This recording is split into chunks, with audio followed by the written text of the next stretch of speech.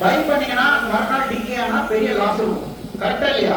So இது ரெண்டுத்துல இருந்தும் அரெஸ்ட் பண்றதுக்கு நம்ம ஸ்ப்ரெட்டா கிரியேட் பண்ணணும்.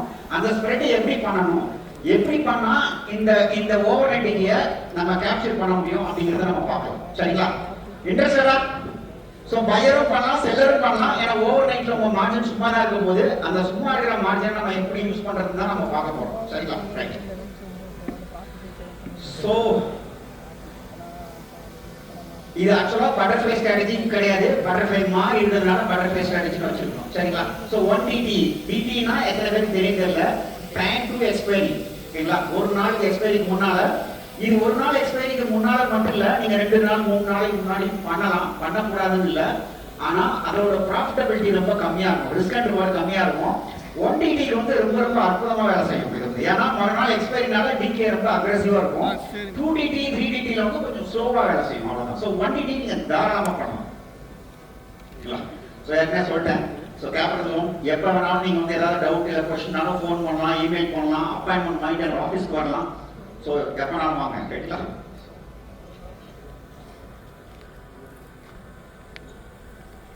என்ன போல? Okay. So option selling with என்னன்னா வந்து அன்லிமிட்டட் லாஸ் சொல்லுவாங்க. கிட்டத்தட்ட பாத்தீங்கன்னா 2014ல இருந்து 2018 வரைக்கும் நானும் நேக்கடா தான் ஆப்ஷன் செல் பண்ணேன். இயர் ஆன் இயர் வந்து 100% மேல நான் ரிட்டர்ன் பண்ணிருக்கிறேன். சோ நேக்கடா செல் பண்ணி ப்ராஃபிட் பண்ணா கூட ஆப்ஷன் செல்லிங் வந்து நீங்க ரிஸ்க் டிஃபைன்டா பண்ணீங்கன்னா உங்களுக்கு எந்த பிரச்சனையும் கிடையாது. பையிங் கூட சேர்த்து பண்ணணும். இன்ஃபேக்ட் நம்ம சொல்லப்படுற ஸ்ட்ராட்டஜி வந்து பாதி பையிங் பாதி செல்லிங்ல ஒரு ஸ்ட்ராட்டஜி. சில டைம் பையிங்ல ப்ராஃபிட் வரும், சில டைம் செல்லிங்ல ப்ராஃபிட் வரும். சோ அந்த மாதிரி ஒரு ஸ்ட்ராட்டஜி நான் உங்களுக்கு சொல்ல போறேன். சோ ஆப்ஷன் அந்த மித்தெல்லாம் நீங்க விட்டுருங்க. செகண்ட் பாத்தீங்கன்னா வந்து ரிஸ்க் டிஃபைன் ஸ்ட்ராட்டஜி நிறைய பேர் பண்றது இல்ல. ஏன் பண்றது இல்லைன்னா அதுல ஒரு என்டைம் ஸ்விங்கே இருக்காது, நிறைய ப்ராஃபிட்டும் வராது, நிறைய லாஸும் வராது, பொறுமையே இருக்காது. எத்தனை பேர் ரிஸ்க் டிஃபைன் ஸ்ட்ராட்டஜி பண்றீங்க? ரொம்ப ரொம்ப குறைச்சலான பேர் தான் பண்ணுவாங்க. ரிஸ்க் டிஃபைன்னா நீங்க பைக்கோட சேர்த்து செல்லிங்கே இருக்கணும். அப்படி பண்ணாதான் அது ரிஸ்க் டிஃபைன் ஸ்ட்ராட்டஜி இல்லையா? சோ அது நிறைய பேர் பண்றது இல்ல. அதனால வந்து நீங்க செல்லிங் தான் பண்றீங்கன்னா ஒண்ணு இன்ட்ராடேல செல் பண்ணிட்டு நீங்க ஸ்டாப் லாஸ் பண்ணணும், இல்லைன்னா எப்பவுமே ஆப்ஷன் பை பண்ணிடணும். சோ இது பண்ணா மட்டும்தான் அது ரிஸ்க் டிஃபைன் ஸ்ட்ராட்டஜி ஆகும். சோ அந்த ரிஸ்க் டிஃபைன் ஸ்ட்ராட்டஜி பத்தி தான் நான் சொல்ல போறேன். ரிஸ்க் டிஃபைன் ஸ்ட்ராட்டஜி பண்ணா நீங்க 5 லட்சத்துக்கும் பண்ணலாம், 2 லட்சத்துக்கும் பண்ணலாம், 50 லட்சத்துக்கும் பண்ணலாம், 1 கோடிக்கும் பண்ணலாம், 10 கோடிக்கும் பண்ணலாம், 100 கோடிக்கும் பண்ணலாம். ரிஸ்க் டிஃபைன் ஸ்ட்ராட்டஜில எந்த ப்ராப்ளமும் இல்ல. ஏன்னா எந்த ஒரு இன்ஸ்டிடியூஷன் பிக் பாய்னு சொல்லக்கூடிய யார் எடுத்து பார்த்தாலும் ரிஸ்க் டிஃபைன் ஸ்ட்ராட்டஜி தான் பண்ணுவாங்க. சோ அத மைண்ட்ல வச்சுக்கிட்டு தான் நம்ம ஸ்ட்ராட்டஜி டிசைன் பண்றோம். ரைட்? மார்க்கெட் அனாலிசிஸ் எப்படி பண்ணனும் ரொம்ப சிம்பிளானது நான் சொல்லி தரேன். நான் டெக்னிக்கல் இண்டிகேட்டரோ இல்ல பிரைஸ் ஆக்ஷனோ இல்ல மார்க்கெட்டோட என்ன சொல்றது கேண்டில்ஸ்டிக் தேரியோ இல்ல இண்டிகேட்டர் சொல்லப்படல. ரொம்ப சிம்பிளான ஆப்ஷன் ஓஐ வச்சு நீங்க எப்படி மார்க்கெட்டோட வியூ எடுக்கலாம்னு சொல்லப்பட அதை பேஸ் பண்ணி நீங்க பண்ணிக்கலாம். ரைட்டா? சோ எப்படி ஸ்ட்ராட்டஜி டிசைன் பண்றது? ஒரு இது வந்து டிஸ்கிரிஷனரி பார்ட்டாலும் ஓரளவுக்கு சிஸ்டம் பண்ணி நம்ம எப்படி டிசைன் பண்றது, எந்த ஸ்ட்ரைக் பிரைஸ் பை பண்ணணும், எந்த ஸ்ட்ரைக் பிரைஸ் செல் பண்ணணும், எங்க ஹெட்ஜிங் வாங்கணும், அன்டிஃபைன்ட் ரிஸ்க் வந்து எப்படி அரெஸ்ட் பண்ணணும், எந்த டைம் கிரியேட் பண்ணணும், எந்த டைம் எக்ஸிட் பண்ணணும், அது எல்லாமே நான் உங்களுக்கு சொல்லி தரேன். சோ இந்த பட்டர்ஃப்ளை எப்படி இருக்க போகுது அப்படிங்கறத நான் உங்களுக்கு சொல்லி தரேன். ரிஸ்க் மேனேஜ்மெண்ட் எப்படி பண்ணணும், எவ்வளவு கேபிட்டலுக்கு எவ்வளவு பொசிஷன் எடுக்கணும், எந்த இடத்துல வந்து லாஸ் அரெஸ்ட் பண்ணணும், எந்த இடத்துல ப்ராஃபிட் புக் பண்ணணும் அப்படிங்கறத நான் உங்களுக்கு சொல்லி தரேன். இத பொசிஷனலா இல்ல எனக்கு காலையில 9:20க்கு ஸ்கொயர் ஆஃப் பண்ண இஷ்டம் இல்ல, ரொம்ப நாய்ஸ் அதிகமா இருக்கா, ஓகே. சோ 9:20க்கு ஸ்கொயர் ஆஃப் பண்ணதுக்கு எனக்கு இஷ்டம் இல்ல, ஈவினிங் 3:30 வரைக்கும் நான் வச்சிருக்க போறேன் அப்படின்னா அதுக்கு நீங்க என்ன பண்ணணும், அதை எப்படி ஹேண்டில் பண்ணணும், எந்த இடத்துல கட் பண்ணணும் அப்படின்னாங்கிறத நான் உங்களுக்கு சொல்லி தரேன். சரிங்களா? சோ எக்ஸாம்பிள் நான் உங்களுக்கு சொல்றேன், சொன்னாலே உங்களுக்கு புரிஞ்சிருது எப்படி பண்ணணும். கொஞ்சம் கஷ்டமா தான் இருக்கும், புதுசா பிகினரா இருக்கவங்க கஷ்டமா இருக்கும். ஏற்கனவே ஆப்ஷன் ட்ரேடிங் நிறைய பண்ணவங்களுக்கு செல்லிங் பண்ணவங்களுக்கு கொஞ்சம் ஈஸியா இருக்கும். ரைட்டுங்களா? எத்தனை பேருக்கு பிகினர்? சோ பிகினர் நிறைய क्वेश्चन கேட்டுங்க, இல்லனா அது கொஞ்சம் புரியுறது கஷ்டமா இருக்கும். Right? So first market analysis பார்க்க போறோம், அப்புறம் ஸ்ட்ராட்டஜி டிசைன் பண்ண போறோம். சரிங்களா? சோ ரிஸ்க் மேனேஜ்மென்ட் நம்ம இது பண்ண போறோம், பொசிஷன் கடைசி எக்ஸிட் பண்ண போறோம். இதுதான் ஃப்ளோ. சோ இந்த ஃப்ளோல நம்ம என்னன்னு சொல்லிட்டு பார்க்கலாம்.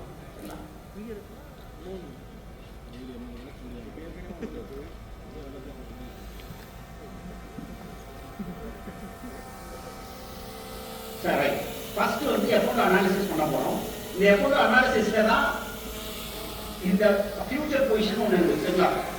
டெரிவேட்டிவ்ஸ் எடுத்தீங்கன்னா ரெண்டு செக்மெண்ட் இருக்கு, ஒன்னு ஃபியூச்சர்ஸ், இன்னொன்னு ஆப்ஷன் மார்க்கெட். கரெக்ட்டுங்களா? சோ ஃபியூச்சர் மார்க்கெட்னா உங்களுக்கு தெரியும், நிஃப்டி ஃபியூச்சர்ஸ் இருக்கு, பேங்க் நிஃப்டி ஃபியூச்சர்ஸ், சென்செக்ஸ் ஃபியூச்சர்ஸ்லாம் இருக்கு இல்லையா, அதை ஃபர்ஸ்ட் அனலைஸ் பண்றீங்க. அந்த இதுல வந்து உங்களுக்கு கிடைக்கிறதா மேஜரான வியூ. சோ இதுல உங்களுக்கு ஒரு வியூ கிடைச்சாலே மார்க்கெட்டோட வியூ இருக்கும். சரி, இப்போ நான் ஒரு இது சொல்றேன் பாருங்க. இப்போ மார்க்கெட் கொஞ்சமா மேல போகுது இல்ல, அப்ப என்ன சொல்லுவாங்கன்னா ஒரு ரெசிஸ்டன்ஸ் தாங்கினா வந்து உங்களுக்கு மார்க்கெட் வந்து புல்லிஷ்னு சொல்லுவாங்க. மார்க்கெட் மேல போறது கீழே போறது எல்லாத்துக்குமே ஒரு காமனான ஒரு டேர்ம்ஸ் சொல்லுவாங்க, அதெல்லாம் ஸ்பெகுலேஷன், யூக பேரம். மார்க்கெட் மேல போதா கீழே போதா அப்படிங்கிறது. ஆனா மார்க்கெட் மேல போறது கீழே போறது வந்து ஃபியூச்சர் பொசிஷன்ல தெரியுமா தெரியாதா? தெரியும். எப்படி தெரியும் பாத்தீங்கன்னா வந்து ஓபன் இன்ட்ரெஸ்ட்னா எத்தனை பேருக்கு தெரியாது? ஓபன் இன்ட்ரெஸ்ட்னா எத்தனை பேருக்கு தெரியும்? ஓபன் இன்ட்ரெஸ்ட்னா ஃபியூச்சர்ல ஒரு கான்ட்ராக்ட் ஓபன் பண்ணி ஃபியூச்சர்ல யாராவது புது கான்ட்ராக்ட் ஓபன் பண்ணும்போது ஒரு பையன் சரி நெகோசியேட் பண்ணி ஒரு கான்ட்ராக்ட் நடந்ததுன்னா அதான் ஓபன் இன்ட்ரெஸ்ட். ஒரு உதாரணத்துக்கு சொல்றேன் பாருங்க. நீங்க ஒரு இடத்துல போய் ஒரு ஒரு ஒரு ஒரு டி நகர்ல வந்து ஒரு வீடு வாங்க போறீங்க. புதுசா ஒரு என்ன பண்றீங்க, ஒரு பையர் செல்லர் ரெண்டு பேரும் சேர்ந்து நின்று நீங்க ஒரு புதுசா ஒரு பத்திரம் பதிவு பண்றீங்க. ரெஜிஸ்டர் ஆபீஸ்ல போய் பத்திரம் பதிங்க. புதுசா கான்ட்ராக்ட் ஓபன் பண்ணி அந்த சேல் முடிக்கிறீங்க இல்லையா, அதுக்கு பேர் தான் ஒரு ஓபன் இன்ட்ரெஸ்ட். ரைட்டுங்களா? ஆக நீங்க புதுசா கான்ட்ராக்ட் ஓபன் பண்ண என்ன அர்த்தம்னா புதுசா ஸ்பெகுலேஷன் நடக்குன்னு அர்த்தம். புரியுதா? நிறைய கான்ட்ராக்ட் ஓபன் ஆக என்ன அர்த்தம்? அங்க ஸ்பெகுலேஷன் அதிகமா இருக்குன்னு அர்த்தம். கான்ட்ராக்ட் அப்படியே க்ளோஸ் ஆகுதுன்னா என்ன அர்த்தம்? கான்ட்ராக்ட் க்ளோஸ் ஆகுதுன்னா என்ன அர்த்தம்? அங்க ஸ்பெகுலேஷன் குறையா இருக்குன்னு அர்த்தம். சோ இந்த ஃபியூச்சர் ஓபன் இன்ட்ரெஸ்ட், இப்போ நிஃப்டி அனலைஸ் பண்ணீங்கன்னா நிஃப்டியோட ஓபன் இன்ட்ரெஸ்ட் பார்க்கணும். பேங்க் நிஃப்டி அனலைஸ் பண்ணீங்கன்னா பேங்க் நிஃப்டியோட அனலைசிஸ் பார்க்கணும். சென்செக்ஸோட பாத்தீங்கன்னா சென்செக்ஸோட ஓஐ பார்க்கணும். அப்படி பார்க்கும்போது உங்களுக்கு தெரியும்னா ஃபர்ஸ்ட் ஸ்பெகுலேஷன் அதிகமா இருக்கா குறையா இருக்கான்னு தெரியும். புரிஞ்சுதா உங்களுக்கு? இப்ப நிறைய கான்ட்ராக்ட் ஓபன் ஆகுதுன்னா என்ன அர்த்தம்னா நிறைய பேர் பார்ட்டிசிபேட் பண்றாங்கன்னு அர்த்தம். கான்ட்ராக்ட் அப்படியே குறையுதுன்னா என்ன அர்த்தம்னா அப்படியே ஷார்ட் கவரிங் நடக்குது, அந்த ஸ்பெகுலேஷன் குறையுதுன்னு அர்த்தம். எத்தனை பேருக்கு புரிஞ்சுது உங்களுக்கு? சோ ஃபியூச்சர் ஓபன் இன்ட்ரெஸ்ட் பார்க்கணும். ஓபன் இன்ட்ரெஸ்ட் அதிகமாகுதா அப்படின்னு பார்க்கணும். ரைட்டுங்களா? இப்போ ஓபன் இன்ட்ரெஸ்ட் அதிகமாகுது அப்படின்னா வந்து அடுத்து என்ன பார்க்கணும்னா வந்து மார்க்கெட் மேல போயிருக்கா கீழே போயிருக்கான்னு பார்க்கணும். ஓகேங்களா?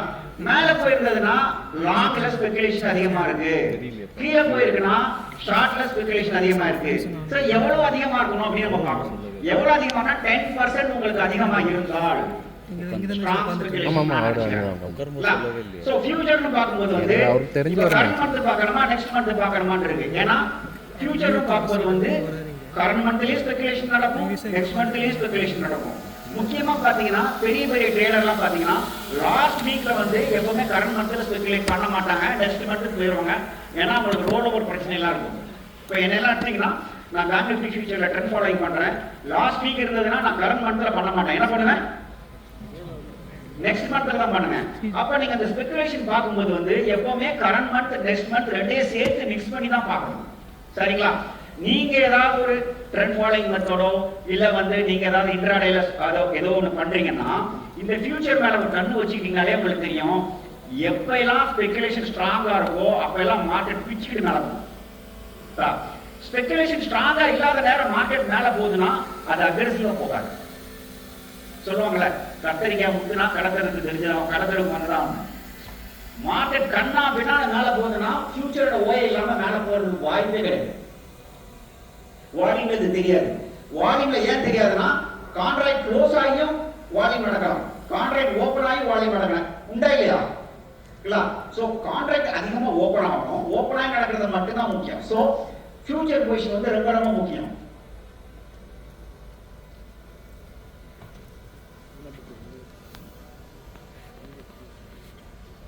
சோ கரண்ட் ஸ்பெகுலேஷன் பார்க்கறோம். மேக்ஸ் பெயின் ஒன்னு இருக்குது.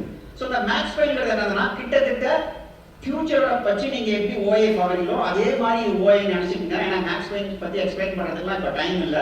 என்னன்னா ஆப்ஷன் மார்க்கெட் இருக்கு இல்லையா, அவங்க என்ன நினைக்கிறாங்க, மார்க்கெட் மேல போகணும்னு நினைக்கிறாங்களா கீழே போகணும்னு நினைக்கிறாங்களா அப்படிங்கிறது தான் வந்து மேக்ஸ் பெயின். இது ரெண்டுமே பாத்தீங்கன்னா சென்சிபிள்ல நீங்க பார்க்கலாம். சென்சிபிள்ல ஃப்ரீ ஆஃப் காஸ்ட்லயே நான் உங்களுக்கு ஸ்கிரீன்ஷாட் காட்டுறேன். சோ அதுலயே நீங்க போய் என்ன பண்ணிடலாம், மேக்ஸ் பெயின் பார்க்கலாம். மேக்ஸ் பெயின் கீழ இருந்து மேல போச்சுனா மார்க்கெட் மேல போகுதுன்னு அர்த்தம், கீழ வந்ததுன்னா என்ன அர்த்தம்னா வந்து மார்க்கெட் கீழ போகுதுன்னு அர்த்தம். புரியுதா உங்களுக்கு? சோ மேக்ஸ் பெயின் ஒன்னு இருக்குது.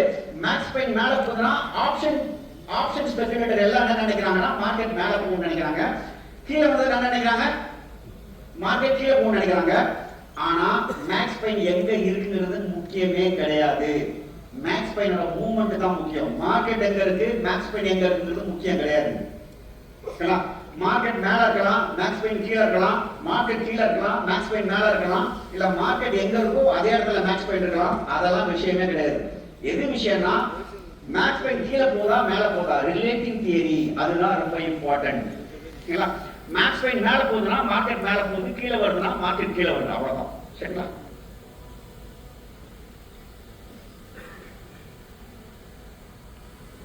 பிசிஆர் இந்த மூணு கேட்டகரி தாங்க, மூணே தான். இதுதான் வந்து ஃபியூச்சர் ஆப்ஷன்ல ஆப்ஷன்.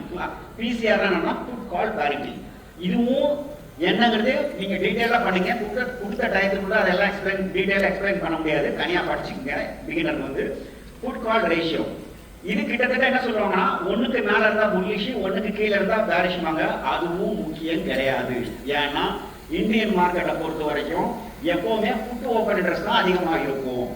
இந்தியன் மார்க்கெட்டை பொறுத்த வரைக்கும் எப்பவுமே புட் ஓபன் இன்ட்ரெஸ்ட் தான் அதிகமா இருக்கும். எது இம்பார்ட்டன்ட்னா சேஞ்ச் ஆஃப் பிசிஆர். பிசிஆரோட வேல்யூ இன்க்ரீஸ் ஆகுதா டிக்ரீஸ் ஆகுதாங்க தான் முக்கியம். இன்க்ரீஸ் ஆனா அது வந்து புல்லிஷ், டிக்ரீஸ் ஆனா அது வந்து பேரிஷ், அப்படிதான் எடுத்துக்கணும். சரி, இப்போ மூணு கேட்டகரி இருக்கு. இது மூணு இண்டிகேட்டர் மாதிரி வச்சுக்கோங்க. Future indicator, max point indicator, PCR indicator. கரெக்ட்டுங்களா? அப்படி வச்சுக்கோங்க, சிம்பிளா ஞாபகம் இருக்கு. இந்த மூணுல நான் எது ஃபாலோ பண்ணணும் அப்படின்னு பாத்தீங்கன்னா வந்து மூணுமே ஃபாலோ பண்ணணும். ஆனா ஃபியூச்சர் தான் இருக்கிறதே மாஸ்டர். ஃபியூச்சர் புல்லிஷ் சொல்லிட்டாங்கன்னா நீங்க மத்த யாருமே பார்க்க தேவையில்லை. ஃபியூச்சர் புல்லிஷ் சொல்லிட்டாங்கன்னா அடுத்தது மேக்ஸ் பாயிண்ட், அடுத்தது வெயிட்டேஜ் மாதிரி வச்சுக்கோங்க. அதுக்கு 50%, இதுக்கு 30%, இதுக்கு 20%, அந்த மாதிரி வெயிட்டேஜ் வச்சுக்கோங்க. வச்சுக்கிட்டீங்கன்னா உங்களுக்கு மார்க்கெட்டோட இது உங்களுக்கு பிரச்சனையா இருக்காது. சரிங்களா? சோ இது ஏற்கனவே நான் போட்டிருப்பேன், ஏற்கனவே நான் பேசினதான் ஓபன் இன்ட்ரெஸ்ட் இறங்கினா என்ன அப்படிங்கிறது வந்து. சோ இதை பொறுத்து நீங்க என்ன பண்ணலாம் நான் வந்து சோ இப்ப நான் சொல்றேன் பாருங்க. இப்போ வந்து ஃபியூச்சரை பொறுத்த வரைக்கும் ஓபன் இன்ட்ரெஸ்ட் மேல போகுது, பிரைஸ் மேல போகுது. இதோட மீனிங் என்ன? புல்லிஷ். கரெக்ட்டுங்களா? அப்படின்னா என்ன அர்த்தம்னா ஸ்பெகுலேஷனும் மேல போகுது, பிரைஸும் மேல போகுதுன்னா அப்ப எல்லாருமே என்ன பண்றாங்க? பையிங் பண்றாங்க. சரிங்களா? சோ கேரக்டரிஸ்டிக் என்னவால இருக்கும். இப்போ இன்னொன்னு பாருங்க, ஸ்பெகுலேஷனே மேல போகுது, புதுசா கான்ட்ராக்ட் ஓபன் ஆகுது, மார்க்கெட் கீழே போகுது, அப்புறம் என்ன அர்த்தம்? பேரிஷ். ஏன்னா இப்ப என்ன பெட் பண்றாங்கன்னா மார்க்கெட் கீழே போகும்னு பெட் பண்றாங்க. நான் அதான் காமிச்சிருக்கேன். சரிங்களா? இப்ப பாருங்க, இன்னொன்னு பாருங்க, ஸ்பெகுலேஷன் குறையுது, ஓபன் இன்ட்ரெஸ்ட் எல்லாம் குறையுது, குறையுது, மார்க்கெட் கீழே வருது. அப்படின்னா என்ன அர்த்தம்? பை பண்ணவங்க எல்லாம் ப்ராஃபிட் புக் பண்றாங்க. கான்ட்ராக்ட் ஓபன் பண்ணி ப்ராஃபிட் பண்ணவங்க என்ன பண்றாங்க? அந்த கான்ட்ராக்ட க்ளோஸ் பண்றாங்க. க்ளோஸ் பண்றதுனால என்ன ஆகுதுன்னா மார்க்கெட் கீழே வருது. பை பண்ணவங்க ப்ராஃபிட் புக் பண்ணா என்ன ஆகும்? ப்ராஃபிட் புக் பண்றதுனால மார்க்கெட் கீழே வருது, கான்ட்ராக்ட் நோட் எல்லாம் க்ளோஸ் ஆகுது. இதே இது பாருங்க, கான்ட்ராக்ட் நோட் எல்லாம் க்ளோஸ் ஆகுது, மார்க்கெட் மேல போகுது. இதுக்கு என்ன அர்த்தம்? Short covering. ஏன்னா மார்க்கெட் ஷார்ட் பண்ணி ப்ராஃபிட் பண்ணிட்டாங்க. அவங்க எல்லாம் கான்ட்ராக்ட க்ளோஸ் பண்றதுனால மார்க்கெட் மேல போகுது, கான்ட்ராக்ட் என்ன ஆகுது? க்ளோஸ் ஆகுது. சோ இந்த 4 ஸ்டெப் மார்க்கெட் மேல போச்சுனால அது புல்லிஷ் கிடையாது. மார்க்கெட் மேல போச்சுனால் அது லாங்காவும் இருக்கலாம், ஷார்ட் கவரிங்காவும் இருக்கலாம். மார்க்கெட் கீழே வந்ததுன்னா அது ஷார்ட்டாவும் இருக்கலாம், ப்ராஃபிட் புக்கிங்காவும் இருக்கலாம். நல்லா ஞாபகம் வச்சுக்கோங்க, ஆப்ஷன் செல்லரை பொறுத்த வரைக்கும் லாங் லைன் ஷார்ட் லைன் தான் ரொம்ப கஷ்டப்படுவாங்க. ஷார்ட் கவரிங்லயும் ப்ராஃபிட் புக்கிங்லயும் அக்ரெசிவா மார்க்கெட் மூவ் ஆகாது. ஷார்ட் கவரிங்லயும் ப்ராஃபிட் புக்கிங்லயும் கொஞ்சம் தான் மூவ் ஆகும், மூவ் ஆகிட்டு ஒரு இடத்துல செட்டில் ஆகும். அதனால அது பிரச்சனை இல்லை. சரிங்களா? சோ 4 வியூ இருக்குது. சோ இத நம்ம இது வந்து 4. So longer, short, profit booking, short covering. ரைட்டுங்களா? சோ இந்த 4 வியூக்கும் நம்ம என்ன பண்ண போறோம்? இத ரெண்டா பிரிச்சுக்கலாம், மூணா பிரிச்சுக்கலாம். சோ மார்க்கெட் மேல போகுமா, மார்க்கெட் கீழே வருமா, ரேஞ்ச் போர்டு வருமானு இந்த 3 இண்டிகேட்டர் வச்சு நீங்க ஈஸியா கண்டுபிடிச்சிடலாம். சரிங்களா? அதுக்கு அடுத்து நம்ம என்ன பண்ணணும் பார்க்கணும். நான் போட்டிருக்கேன் பிரைஸ் அப் இருக்கு, ஸ்பெகுலேஷன் அப். இதை நான் எக்ஸ்பிளைன் பண்றதான். இதை பாருங்க, இதை வேணா நீங்க போட்டோ எடுத்துக்கங்க, இதை பார்த்தாலே உங்களுக்கு தெரியும். சோ அது மட்டும் தான் முதல்ல உள்ள கான்ட்ராக்ட் எப்பெல்லாம் மேல போதோ அதுதான் ரொம்ப ஸ்ட்ராங்கான மார்க்கெட். கான்ட்ராக்ட் எப்பெல்லாம் இன்க்ரீஸ் ஆகுதோ அதான் இந்த ரொம்ப ரொம்ப ஸ்ட்ராங்கான மார்க்கெட். இப்போ நீங்க பாத்துட்டீங்க, நேற்று மார்க்கெட் வந்து மார்க்கெட் மேல போச்சா இல்லையா? ஓபன் பண்ணதுல இருந்து மேல போச்சா இல்லையா? ஓபன் பண்ணது மேல போச்சு. ஆனா கான்ட்ராக்ட்ல எந்த டிஃபரன்ஸ் இல்ல. கான்ட்ராக்ட் எடுத்து பாருங்க, கான்ட்ராக்ட்ல பெருசா ஸ்பெகுலேஷன் இல்ல. சரிங்களா? அதனால என்ன பொறுத்த வரைக்கும் மைல்டு தான், ட்ரெண்ட் வந்து மைல்டு ட்ரெண்ட் தான். சரிங்களா?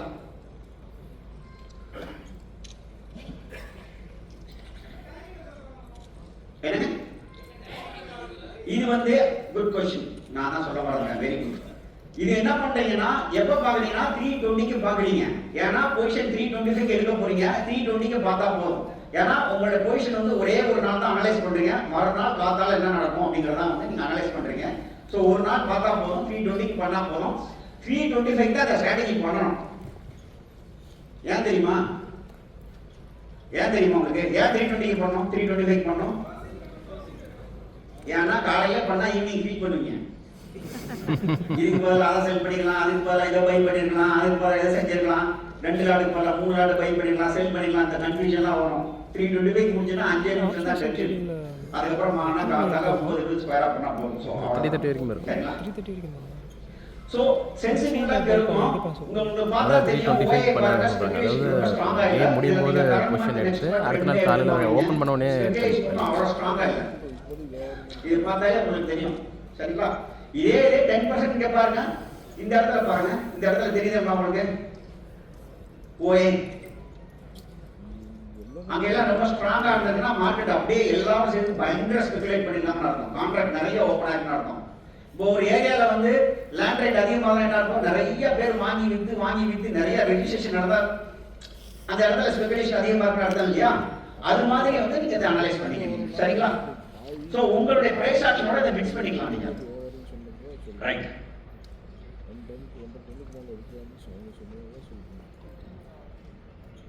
சோ OA பாத்துங்க. மேக்ஸ் பெயின் எங்க பார்க்கணும்னா வந்து மேக்ஸ் பெயினும் உங்களுக்கு சென்சிபிளா வரும். இதோட வெயிட்டேஜ் 30% தான். சோ நான் ஏற்கனவே சொன்னதான் வந்து சேஞ்ச் ஆஃப் மேக்ஸ் பெயின் பாசிட்டிவா இருந்தா bullish, change of max pain நெகட்டிவா இருந்தா பேரிஷ். மேக்ஸ் பெயின்ல சேஞ்சே இல்லைன்னா ரேஞ்ச் போகும். அவ்வளவுதான். ரொம்ப சிம்பிளான லாஜிக். எனக்கு வந்து பிரைஸ் வச்சுலாம் அனலைஸ் பண்ணல, டைரக்டா ஃபியூச்சர் பொசிஷனை வச்சு நம்ம அனலைஸ் பண்றோம். டெரிவேட்டிவ்ஸ்ல மக்கள் எப்படிலாம் ஸ்பெகுலேட் பண்ணிருக்காங்க, எப்படிலாம் பொசிஷன் இருக்கு அப்படிங்கறத பார்த்து அனலைஸ் பண்றோம். பிரைஸை பத்தி கவலை கிடையாது. சரிங்களா?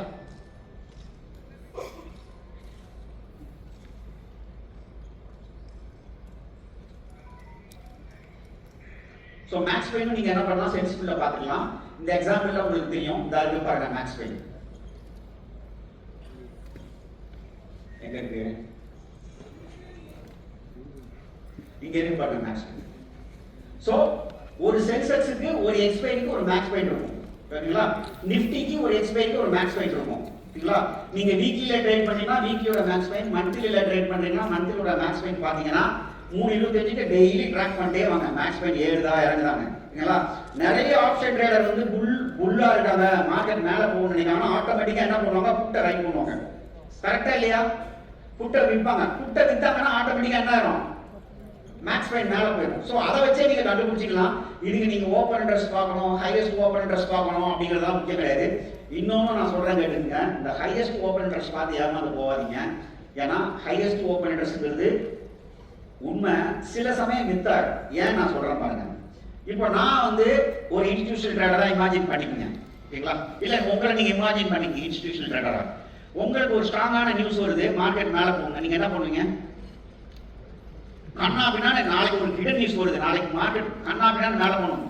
ஃபியூச்சர்ல போவீங்களா போக மாட்டீங்களா? நாங்க போவீங்க. போயிட்டு நீங்க என்ன பண்ணுவீங்க? அப்படியே நேக்கடா போக மாட்டீங்க இல்லையா? காலை செல் பண்ணுவீங்க. என்ன பண்ணுவீங்க? தூரமா என்ன பண்ணுவீங்க? காலை செல் பண்ணுவீங்க. ரிஸ்க் இது பண்றதுக்காண்டி கவர்ட் கால் பண்றீங்க. இந்த ஸ்ட்ராட்டஜிஸ்னா ஃபியூச்சர்ல லாம் போயிட்டு காலை செல் பண்றீங்க. ஓபன் இன்ட்ரெஸ்ட் நிறைய ஓபன் ஆகுது. இவர் பாப்பாரு, காலோட ஓபன் இன்ட்ரெஸ்ட் ரொம்ப அதிகமா இருக்குது, கண்டிப்பா மார்க்கெட்டிங்க போவாது. என்னது? கண்டிப்பா இந்த மார்க்கெட்டிங்க போவாது அப்படின்னு காலை செல் பண்ணுவாரு. செல் பண்ணா என்ன ஆகும்? அப்படியே மார்க்கெட் ஓபன் இன்ட்ரெஸ்ட் எது அதிகமா இருக்கோ அதெல்லாம் அன்வைண்ட் ஆகி ஃபியூச்சர் லாஸ் ஆகும்.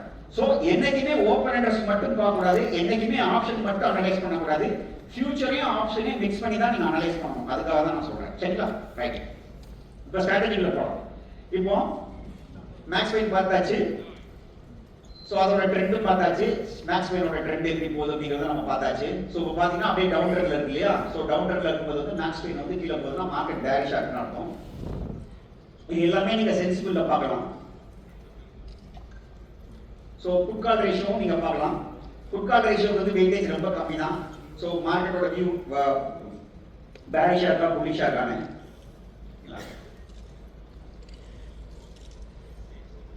ரைட். ஸோ எஸ்டர்டே வியூ பிரகாரம் வந்து 0.2 அதான் 0.2 இன்க்ரீஸ் ஆச்சுன்னா புல்லிஷ், 0.2 டிக்ரீஸ் ஆச்சுன்னா பேரிஷ். எந்த சேஞ்ச் இல்லைன்னா அது வந்து ரேஞ்ச் மோட், அவ்வளவுதான். சரிங்களா? ஸோ என்ன பொறுத்த வரைக்கும் பார்த்தீங்கன்னா பிசிஆர் எங்க இருக்குங்க, நீங்க போய் பார்த்துக்கலாம் எப்படி இன்க்ரீஸ் ஆகுது டிக்ரீஸ் ஆகுது அப்படின்னு வந்து. ஸோ நேரா ஸ்ட்ராட்டஜிக்குள்ள போயிடலாம். Okay, bullish bearish range mode. ஓகேங்களா? சோ புல்லிஷ்னா புட்ட செல் பண்றதுல புட் பட்டர்ஃப்ளை பண்றீங்க. கால் பேரிஷ்னா கால் பட்டர்ஃப்ளை, காலுக்கு பதிலா கால் பட்டர்ஃப்ளை பண்றீங்க. பியூர் பட்டர்ஃப்ளை கிடையாது, நான் பேர் போட்டுருக்கேன். பியூர் பட்டர்ஃப்ளைனா ஆர்த்தடாக்ஸ் பட்டர்ஃப்ளை கிடையாது, அன்ஆர்த்தடாக்ஸ் பட்டர்ஃப்ளை. ஓகே, ரேட் மோட்னா என்ன பண்றீங்கன்னா டபுள் பட்டர்ஃப்ளை பண்றீங்க, அவ்வளவுதான். சரிங்களா? இப்போ நேத்து ஸ்ட்ராட்டஜிக்கு வந்து நான் கால் பேரிஷ் வியூ. சோ அதனால என்ன பண்ண மைண்ட் பேரிஷ் வியூ, இது கால் பட்டர்ஃப்ளை பண்ணிருக்கேன். அது எப்படிங்கிறத பார்ப்போம். முக்கியமா இந்த ஸ்ட்ராட்டஜி எதுல வேலை செய்யணும்னா ஸ்டாக்கை விட இண்டெக்ஸ்ல தான் ரொம்ப அருமையா வேலை செய்யும். ஏன்னா லிக்விடிட்டி அதிகம். ஸோ இந்த டைரக்ஷனல் ஸ்ட்ராட்டஜி எல்லாமே என்ன எதிர்பார்க்கணும்னா மைல்டா இருந்தா ரொம்ப நல்லா வேலை செய்யும். ஏன் மைல்டு பேரிஷ் மைல்டு புல்லிஷ்க்கு வேலை செய்யணும்னா நீங்க பையிலும் ப்ராஃபிட் பண்ணுவீங்க, செல்லிலும் ப்ராஃபிட் பண்ணுவீங்க. ஸோ அது என்னங்கிறத நான் சொல்லிடுறேன். ஸோ இந்த பட்டர்ஃப்ளை ஸ்ட்ராட்டஜிஸ் எல்லாமே பார்த்தீங்கன்னா கொஞ்சம் மார்க்கெட் மூவ் ஆகி அப்படி வந்ததுன்னா ரொம்ப அருமையா வேலை செய்யும். ரொம்ப மூவ் ஆகிட்டாலும் உங்களுக்கு பெருசா ப்ராஃபிட் வராது. ஸோ அதனால தான் நான் சொல்றேன். ஸோ இந்த ஸ்ட்ராட்டஜிஸ் எல்லாமே பார்த்தீங்கன்னா மைல்டு பேரிஷ் மைல்டு புல்லிஷ்க்கு ரொம்ப அருமையா வேலை செய்யும். ஓகேங்களா? கரண்ட் வியூ பிரகாரம் பார்த்தீங்கன்னா வந்து நான் ஏற்கனவே சொன்னேன், ஃபியூச்சர்ல எனக்கு பெருசா இப்போ கரண்ட் வியூ பிரகாரம் வந்து ஃபியூச்சர்ல வந்து எனக்கு பெருசா ஓயே இல்லை, அதனால ரேஞ்ச் போகுது. மேக்ஸ் வெயின் பார்த்தீங்கன்னா வந்து மேல இருந்து கீழே வந்து இருக்கு, அதனால பேரிஷ். பிசிஆர்ல எனக்கு பெருசா சேஞ்ச் இல்லை. ஸோ இந்த மூணையும் கிளப் பண்ணோம்னா நமக்கு என்ன வியூ கிடைக்குங்க? என்ன வியூ கிடைக்குது? மைல்டு பேரிஷ் வியூ தான் எனக்கு கிடைக்குது. அதனால நான் என்ன பண்ணிருக்கேன், நான் வந்து லாஸ்ட் ஃப்ரைடே கால் பட்டர்ஃப்ளை தான் பண்ணிருக்கேன். சரிங்களா? ரைட். இப்போ ஸ்ட்ராட்டஜிக்குள்ள வரும். ரைட். ஸோ புல்லிஷ்னா என்ன பண்ணணும், பேரிஷ்னா என்ன பண்ணணும் நான் சொல்லிட்டேன். ரைட்டுங்களா? சார் இப்போ இதெல்லாம் போட்டுருங்க, இது கொஞ்சம் புரியுதுக்கு இதாகும். அயன் கான்வெர்ட் பண்றதுக்கு பதிலாக நான் என்ன நான் உங்களுக்கு சொல்றேன். ரிஸ்க் டிஃபென்ஸ் ஸ்ட்ராட்டஜினா லாஸ் வந்து limited, combination of option buy sell பண்ண போறோம். Okay, okay sir. இப்போ நேரம் போட்டு வந்துடுறேன்.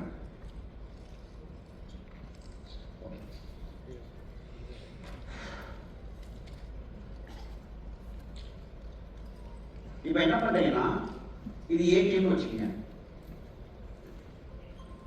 இது ஏடிஎம். ஓகேங்களா? சரி, இப்போ ஸ்டாண்டர்ட் டீவியேஷன்னா எத்தனை பேருக்கு தெரியாது? எத்தனை பேர்? பரவாயில்ல. ஸ்டாண்டர்ட் டீவியேஷன்னா அதுக்கு ஒரு கால்குலேஷன் இருக்கு, அதுக்குள்ள நம்ம போக வேணாம். ரொம்ப சிம்பிளான டேர்ம்ல சொல்றேன் பாருங்க. அடிமணி கால் கூட்டு ரெண்டும் சேர்த்து எவ்வளவு பிரீமியம் இருக்கோ அது ஸ்டாண்டர்ட் டீவியேஷன் இமேஜின் பண்ணிக்கோங்க. புரிஞ்சிடுச்சா? அடிமணி கால் அடிமணி கூட்டு ரெண்டுல சேர்த்து ஒரு 1000 ரூபாய் இருக்குன்னா 1000 ரூபாய் தான் ஒரு ஸ்டாண்டர்ட் டீவியேஷன் இமேஜின் பண்ணிக்கோங்க. சரிங்களா? சோ இப்போ வந்து கிட்டத்தட்ட பாத்தீங்கன்னா சென்செக்ஸ்ல 1000 ரூபாய் இருக்கு. எவ்வளவு இருக்கு? 1000 ரூபாய் இருக்கு. இப்போ மார்க்கெட் வந்து 81ல இருக்குன்னு வச்சுக்கோங்க. 1000 டிவைடட் பை 2 போட்டீங்கன்னா 500. கரெக்ட்டுங்களா?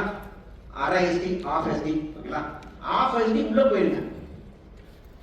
இந்த பக்கம் எல்லாம் கால், இந்த பக்கமும் கால் இருக்கும். பட் இந்த பக்கம் கூட்டு நான் எழுதிக்கிறேன். சரிங்களா? இந்த பக்கமும் ஹிந்தி மணி கால். ஓகேங்களா? ஸோ இது ஒன்று 500 பாயிண்ட், அதாவது இது என்னன்னா 80,500 கால். இதை நீங்க பை பண்ணணும். இங்க அங்கே போயிட்டு 81,500 இது வந்து நீங்க செல் பண்ணணும். இங்க இருந்து 1000 பாயிண்ட் தள்ளி 82,500 இதை நீங்க பை பண்ணணும். குழப்பமா இருக்கா? குழப்பமா இருக்கா? இன்னொரு தடவை சொல்லணுமா? எல்லாமே சி தாங்க, பிஏ கிடையாது. ஓகே சரி, மறுபடியும் சொல்றேன் பாருங்க. எல்லாமே உங்களுக்கு சி தான் பண்றோம், ஏன்னா பேரிஷ் வியூ. பாருங்க, இந்த பக்கம் உள்ளதெல்லாம் ஓடிஎம் கால் கரெக்டா, இந்த பக்கம் உள்ளதெல்லாம் ஐடிஎம் கால் கரெக்டா.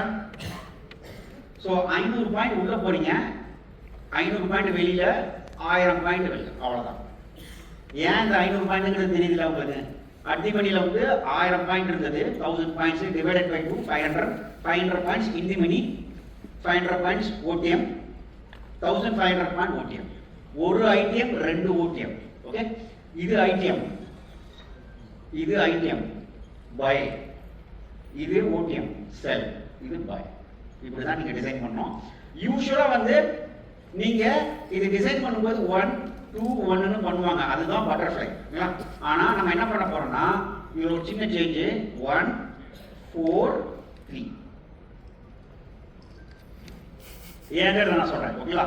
ஃபர்ஸ்ட் நம்ம இந்த இது ஏன் பண்றோம்னு சொல்றேன். ஐடிஎம் ஆப்ஷன் நீங்க பை பண்ணீங்கன்னா அதுல டிகே கம்மியா இருக்கும். ஐடிஎம் ஆப்ஷன் பை பண்ணீங்கன்னா அதுல என்ன இருக்கும்? டிகே கம்மியா இருக்கும். ஓடிஎம் ஆப்ஷன்ல செல் பண்ணீங்கன்னா டிகே ரொம்ப அதிகமா இருக்கும். அப்ப அங்கே டிகே அதிகமா இருக்கும், அது ரொம்ப ஃபார் ஓடிஎம் தானா? ஃபார் ஓடிஎம்மே டிகே அதிகமா தான் இருக்கும், ஆனா அதுல இருக்கிற பிரீமியமே கம்மியா தான் இருக்கும். சொல்றேன். எழுதுனா ஈஸியா இருக்கா, ஸ்லைட் காமிச்சா ஈஸியா இருக்குமா? ஸ்ட்ரைக்கா? ஓகே. இப்ப பாருங்க, இது 81,000ங்க. 1 SDக்கு எடுத்தா 1000 பாயிண்ட்ங்க. அப்போ இது வந்து 80,500 கால், இது வந்து 81,500 கால், இது 82,500 கால். அவ்வளவுதான். இந்த மாதிரி ஸ்ட்ராட்டஜி பண்ணீங்கன்னா உங்களுக்கு இதுல பை பண்றீங்க, அதுல செல் பண்றீங்க, அதுல பை பண்றீங்க, நெட்டா உங்களுக்கு பாத்தீங்கன்னா கிட்டத்தட்ட பாத்தீங்கன்னா வந்து நோ கிரெடிட் நோ டெபிட் வரும். அப்படின்னா எத்தனை பேருக்கு தெரியாது? டெபிட் கிரெடிட்னா எத்தனை பேருக்கு தெரியாது? சில இடத்துல பை பண்றீங்க, சில இடத்துல செல் பண்றீங்க. பை பண்ணீங்கன்னா டெபிட் கொடுக்கணும், செல் பண்ணீங்கன்னா என்ன அர்த்தம்? கிரெடிட் வாங்குவீங்க. நெட்டா பாத்தீங்கன்னா வந்து பெருசா இருக்காது, டெபிட்டோ கிரெடிட்டோ இருக்காது, கிட்டத்தட்ட 0 கிட்ட இருக்கும். சில டைம் 10 ரூபாய் 20 ரூபாய் டெபிட் இருக்கலாம், சில டைம் 10 ரூபாய் 20 ரூபாய் கிரெடிட் இருக்கலாம். ஆனா விஷயம் என்னன்னா, மறுநாள் காலையில எங்க ஓடிஎம்ல இருக்கு இந்த செல் இருக்கு இல்லையா, இது வேகமா கரையும். மார்க்கெட் கீழே போகும்போது இது வேகமா கரையாது. ஒருவேளை மார்க்கெட் அதே இடத்துல நின்னா இந்த இது கரையாது, ஆனா இது வேகமா கரையும். அதனாலதான் இது 1DTக்கு ரொம்ப அருமையா வேலை செய்ய சொல்றேன். சரிங்களா? இது வேகமா கரையும், ஓடிஎம்மும் கரையும், ஆனா அங்க இருக்கிற பிரீமியமே கொஞ்சம் பிரீமியம் தான். சரிங்களா? அதனால வேகமா கரையாது. ரைட். சோ இப்படிதான் நம்ம பண்ண போறோம். இதுதான் வந்து இப்ப கால் பட்டர்ஃப்ளை பண்றது. சரிங்களா? சோ இதுல என்ன பண்ண, இதுல வேற என்ன பிரச்சனைகள் இருக்கு அப்படின்னு பாத்தீங்கன்னா வந்து, நிறைய பேர் சொல்ற ப்ராப்ளம் என்னன்னா, மார்க்கெட் இங்க இருந்து கேப் அப் ஆகி போயிடுச்சுன்னா உங்களுக்கு லாஸ் ஆகுமே அப்படிங்கிறது தான் ஒரு பிரச்சனை. இருக்குங்களா? சோ இது பாத்தீங்கன்னா வந்து கிட்டத்தட்ட 1000 பாயிண்ட்ஸ்க்கு உங்களுக்கு என்ன கொடுக்கணும் வந்து உங்களுக்கு குஷன் கொடுக்கும். 1000 பாயிண்ட்ஸ்க்கு உங்களுக்கு குஷன் கொடுக்கும். மார்ஜின் கிட்டத்தட்ட 1.5 லட்சம் ரூபாய் தான் தேவைப்படும். மறுநாள் காலையில 9:20க்கு ப்ராஃபிட்டா இருந்தாலும் சரி, லாஸா இருந்தாலும் சரி க்ளோஸ் பண்ணிக்கலாம். பெரும்பாலும் பாத்தீங்கன்னா வந்து 1000 ரூபீஸ் 2000 ரூபீஸ் தான் ப்ராஃபிட் லாஸ் இருக்கும்.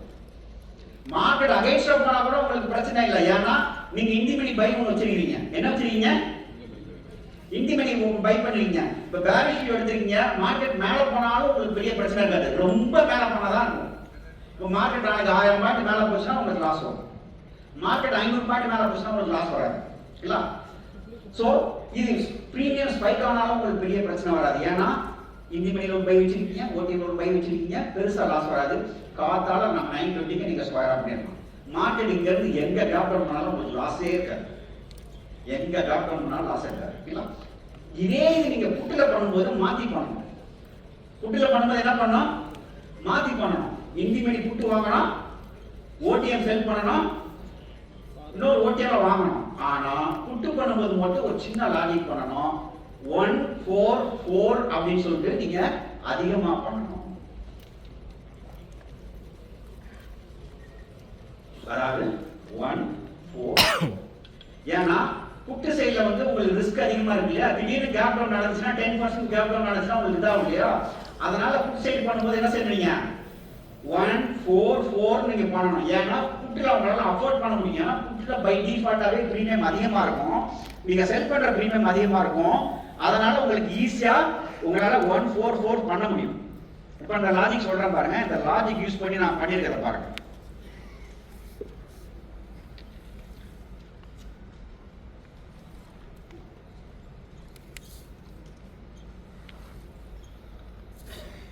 புரியுதுங்களா? 80,500 கார்டு 800 ரூபாய்க்கு நான் வாங்கியிருக்கேன். 81,500 வந்து 240க்கு 4 வித்துருக்கிறேன். 82,500 பார்த்தீங்கன்னா வந்து 48 ரூபாய்க்கு நான் வாங்கியிருக்கேன். ஸோ இதுதான் சிம்பிளான ஸ்ட்ராட்டஜி.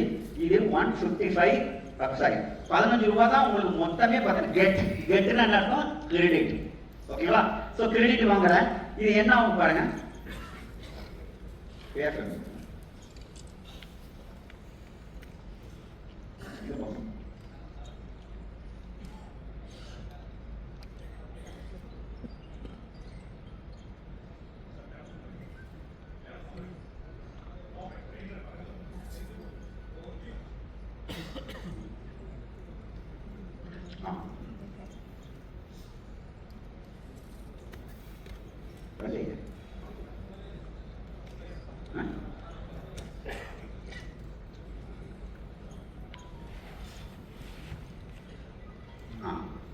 சரியா?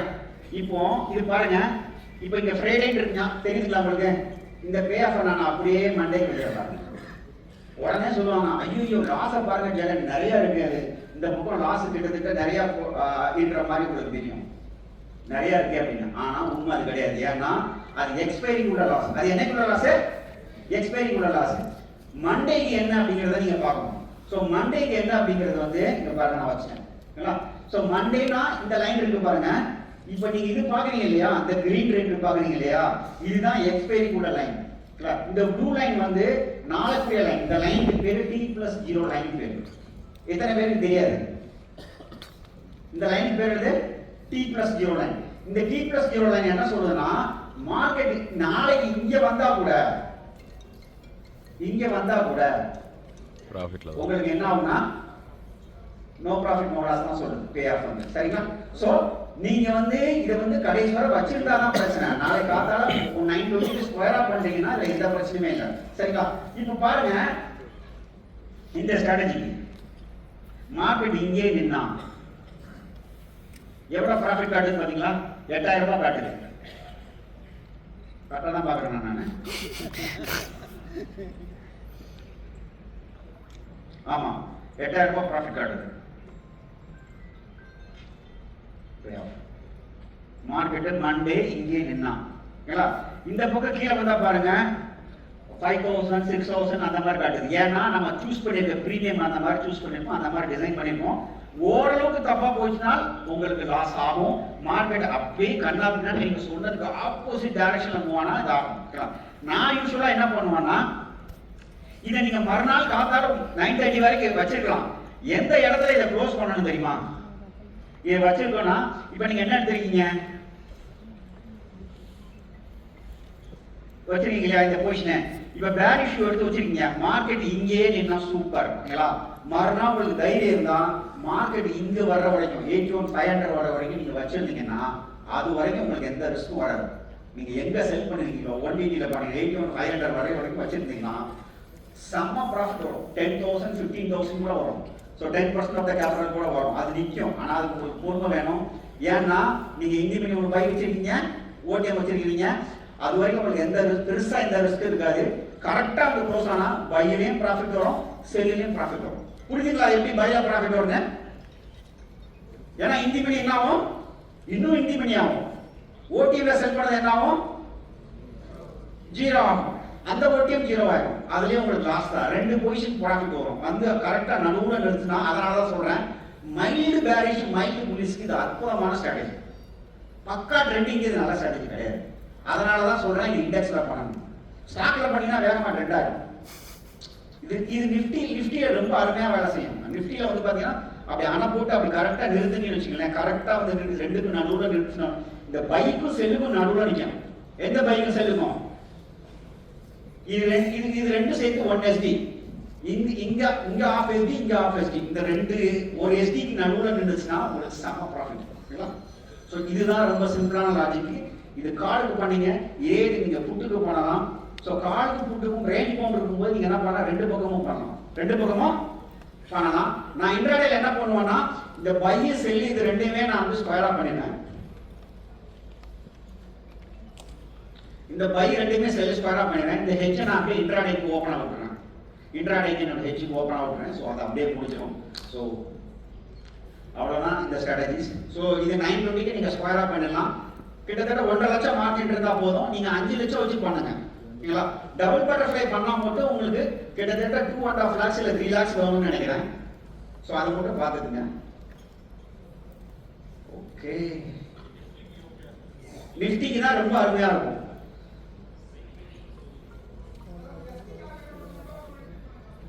எஸ்டி கால்குலேட் பண்றது ரொம்ப ஈஸி தாங்க. அட்டிமணி கால்ல அட்டிமணி புட்ல எவ்வளவு பிரீமியம் இருக்கோ அதான் எஸ்டி. இப்போ அட்டிமணில 1000 ரூபாய் இருக்குன்னா வீக்லில அதான் 1 SD ஃபார் வீக்லி. அட்டிமணில 2000 ரூபாய் மந்த்லி இருக்குன்னா அதான் உங்களுக்கு எஸ்டி. ஆனா அது உண்மையான எஸ்டி கிடையாது, நான் சொல்ற எஸ்டி. அந்த எஸ்டிங்கிறது புக்ல ஒழுங்குதாரு. சோ 1:n புட்டை பொறுத்த வரைக்கும் நீங்க எப்படி பண்ணீங்க, காலை பொறுத்த வரைக்கும் 1n n-1 அப்படி பண்ணிக்கீங்க. ஓகேங்களா? சில டைம் 1:4:3 வரும், சில டைம் 1:5:4 வரும், சில டைம் 1:3:2 வரும். உங்க டார்கெட் என்ன, கிட்டத்தட்ட நோ கிரெடிட் நோ டெபிட், அந்த மாதிரி ரொம்ப குறைச்சலான டெபிட் ரொம்ப குறைச்சலான கிரெடிட் வர மாதிரி பண்றதா உங்களோட வேலை. ஏன்னா மறுநாள் வந்து இன்னும் உங்களுக்கு குறையும், அதுக்கு ஷ்ரிங்க் ஆகும். இன்னும் என்ன ஆகும், ஷ்ரிங்க் ஆகும். உங்களுக்கு பிரீமியம் தெரியல, எப்பவுமே ஓடிஎம் தான் வேகமா குறையும். எப்பவுமே என்ன குறையும், ஓடிஎம் தான் வேகமா குறையும். எங்க அதிகமா குறையும்னா ஆஃப் எஸ்டி எங்க இருக்கோ அங்கதான் வேகமா குறையும். ஆஃப் எஸ்டி எங்க இருக்கோ அங்கதான் வேகமா, அங்கதான் நம்ம செல் பண்ணணும். சரிங்களா? சோ வித் தட் முடிஞ்சிருச்சுன்னு நினைக்கிறேன். அவ்வளவுதான். சோ இது ஏதாவது ஈவென்ட் இருந்தா பண்ணாதீங்க. ஏதாவது ஈவென்ட் இருந்தா பண்ணாதீங்க. உடனே என்ன பண்ணுங்க, மறுநாள் ஏதாவது பயங்கரமா ஈவென்ட் இருக்கும்போது நிறைய மூவ்மெண்ட் ஆனா பிரச்சனை ஆகும். ஈவென்ட் நான் மூவ் பண்ணாங்க. கண்டிப்பா. தேங்க்யூ. ஏதாவது क्वेश्चन இருந்தா கேளுங்க. சொல்லுங்க.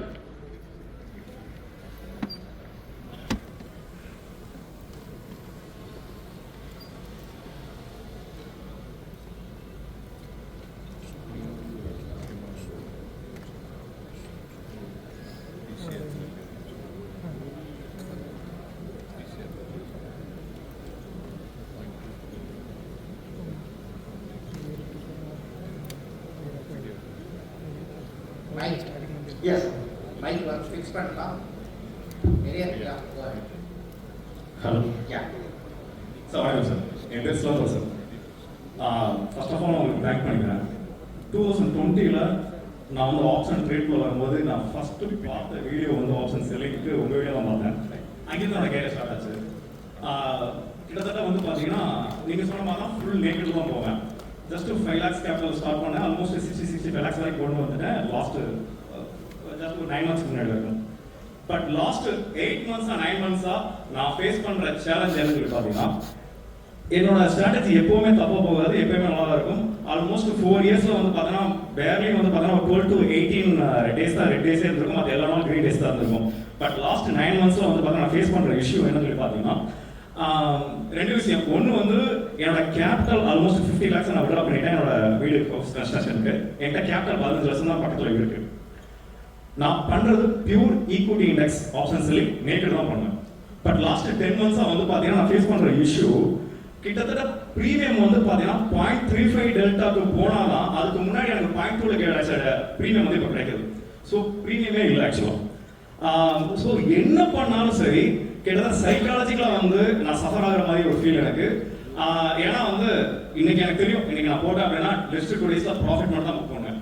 ஸோ அப்படி ஒரு மனநிலை மேலே ஒரு லாஸ்ட் 3.5 yearsல ட்ராவல் பண்ணி வந்தேன். எனக்கு லாஸ்ட் 9 monthsல வந்து பார்த்தீங்கன்னா நான் ஃபேஸ் பண்ணுற issue. Sir, question please. Quick question வாங்க please. Yes sir.